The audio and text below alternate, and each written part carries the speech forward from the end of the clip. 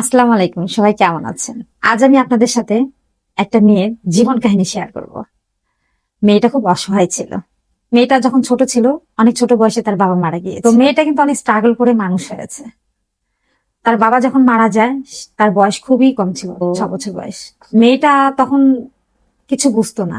যখন আস্তে আস্তে বড় হলো, বাবাকে খুঁজে পায় না, মার কাছে মানুষ হয়, মা খালা চাচিদের কাছে মানুষ হয়। তখন মেয়েটা বুঝতে শিখলো যে আমার বাবা নেই, সে আর বাবার আদর পাচ্ছে না।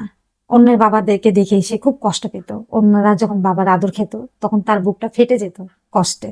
মেয়েটা তখন ভাবলো, তা আমার তো বাবা নেই, আমাকে কষ্ট করে মানুষ হতে হবে। কোন রকম কষ্ট করে মানুষ হলো। তো মেয়েটা অনেক স্বপ্ন দেখেছিল, অনেক পড়াশোনা করবে, পড়াশোনা করে সে ভালো একটা কিছু হবে, ভালো একটা চাকরি করবে। কিন্তু তার সেই স্বপ্নগুলোকে গলা টিপে হত্যা করা হয়েছিল। তো যাই হোক, তবু মেয়েটা হাল ছাড়েনি। তবু মেয়েটা নতুন করে স্বপ্ন দেখা শুরু হলো যে হয়তোবা আমার জীবনে কোনো একজন রাজকুমার আসবে, এসে পঙ্কিরাজ ঘোড়া দিয়ে আমাকে নিয়ে যাবে। তো মেয়েটা জীবনে এমন একটা রাজকুমার চলে এসেছে। সে রাজকুমারটা সত্যি তাকে প্রচন্ড ভালোবাসতো, প্রচন্ড ভালোবাসতো, এত এত ভালোবাসতো যে মেয়েটা দুনিয়ার কথা ভুলে গেছে। এবং ছোটবেলা থেকে যে কষ্ট করে আসছে, সব কষ্ট ভুলে গেছে। এই কষ্টগুলো ভুলে গিয়ে শুধু তার কল্পনা জল্পনা জুড়ে সেই ছেলেটা ছিল। তো সে ছেলেটার সাথে একদিন বিয়ে হয়ে যায়, দুজনে একাই বিয়ে করে। তো যাই হোক, বিয়ে করার পরে তারা সুখে সংসার করা শুরু করেছিল। ঘরে কোল জুড়ে 2টি সন্তান এসেছিল। তো হঠাৎ করে একদিন তাদের সংসারে কালবৈশাখী ঝড় চলে আসে।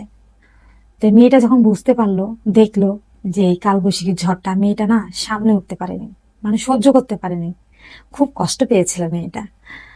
তখন মেয়েটা ভাবলো যে না, আমি আর এই সংসারে থাকবো না, কারণ আমি এত অন্ধবিশ্বাস করো, আমাকে এইভাবে নিখুঁত ভাবে ঠকানো হলো।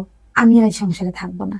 আমি কাকে বিশ্বাস করে থাকবো, কাকে ভালোবাসবো? আমার ভালোবাসার মানুষটা তো ভাগ হয়ে গেছে। মেয়েটার কষ্টের কথাগুলো যখন আমি শুনলাম, সত্যি আমার বুকটা ফেটে যাচ্ছিল। তো আমরা মেয়েটার কথায় আবার ফিরে আসি।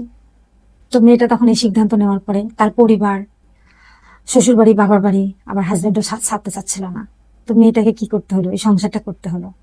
তো মেয়েটা কিন্তু আজ পর্যন্ত সংসারটা করেই যাচ্ছে। তার জীবনে কিন্তু ঝড় আসা বন্ধ হয়নি, একের পর এক ঝড় আসতেই আছে।